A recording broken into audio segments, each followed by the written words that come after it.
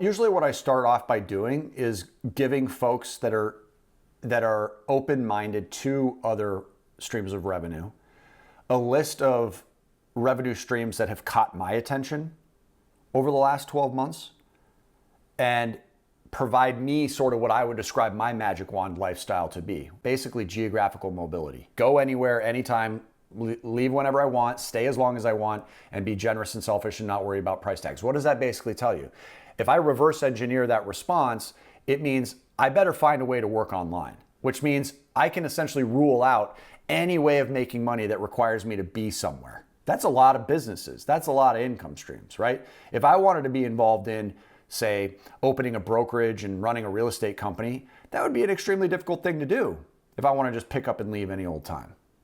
Can't exactly get in the car and drive around and show people's houses if I don't want to be certain places and have obligation like that. So geographical mobility was number one on my top priority list, which means all the links that I send are like, hey, for somebody that wants geographical mobility, because I have not met one person yet that doesn't at least fall into the category of, I want to be able to go anywhere, anytime, stay as long as I want, and be generous and selfish and not worry about price tags. Everybody wants that. Now, your version might be, well, I've got my kid brother, he happens to be a great soccer player, I'd love to just be able to go to his games. It might be, I have grandkids, I really just want to be able to spend time with them. It might be, I want to travel the world. It might be, I want to live on a boat. That's all semantical, right? Those variations are logistical. That's the overarching summary of go anywhere, anytime, to me, meant I needed to be online.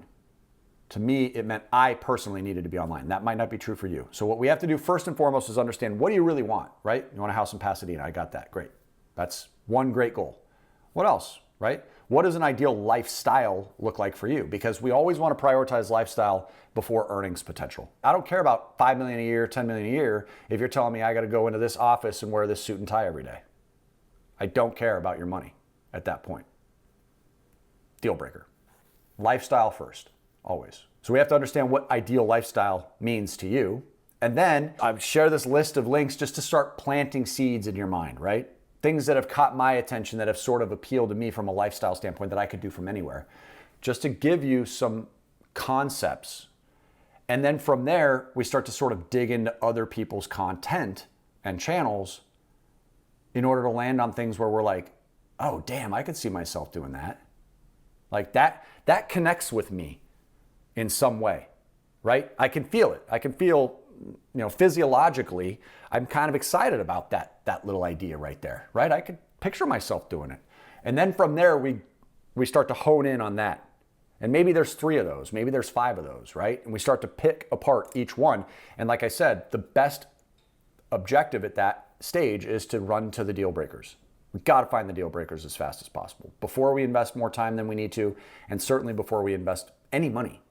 Most of the time we can find those deal breakers before a single dollar is spent, just by doing the research. And the way we do that is figure out, what the hell is this person that's making this kind of money doing this? What are they doing all day, every day, right? What is their collection of tasks? What is their collection of tasks? Well, you can do anything. I mean, within reason. I mean, you maybe can't play for the NBA, but I'm just saying, we can all learn. You can learn how to edit a video, right? That stuff is all simple. You just have to get in and practice it. Now, you may say, dude, I don't have a creative bone in my body. I can't really see myself wanting to outsource this thing. I don't want to work with anyone else. Or you might say, I don't want to be on the phone. If you don't want to be on the phone, that rules out a huge percentage of business opportunities. And that's okay, totally acceptable. I've found plenty of examples of ways that you can make unimaginable amounts of money and not have to be on the phone. You might say, I don't want to be on camera. I'm too shy, be too uncomfortable. And I would say, great. We just know that means that's a deal breaker. Well, what if we're digging into an idea and you really like it, but then you find out, well, I got to be on the phone for 5 hours a day and I don't want to be a phone guy. Deal broken. You see what I mean? So we're trying to just sort of pick where your strengths are complemented with the opportunity.